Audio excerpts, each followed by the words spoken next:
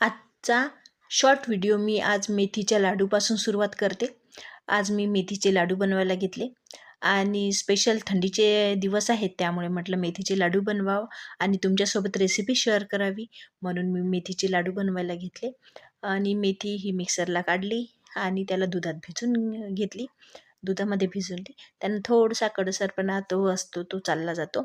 आणि मेथीचे लाडू जेव्हा बनले ना, खरंच खूप यम्मी आणि टेस्टी होते लाडू. तुम्ही पण नक्की ट्राय करा. एकदा ट्राय करून बघा आणि सांगा की कसे झाले मेथीचे लाडू. एकदम सुंदर आणि एकदम नरम आणि सॉफ्ट लाडू झालेत. आणि हे इथे बदाम मी भिजू घातले, सॉरी भाजलेत आणि हे मिक्सरला काढलं. मग पीठ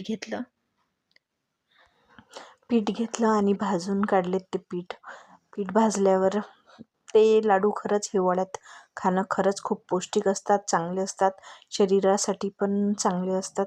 त्यांनी केसाची वाढ होते, शरीरासाठी पण आवश्यक असते. सर्व हेल्दी पदार्थ असल्यामुळे ते हिवाळ्यात खायला पाहिजे आणि एक लाडू तरी रोज हिवाळ्याचा खाल्ला पाहिजे. म्हणूनच मी हे लाडू बनवले. तर भेटू नेक्स्ट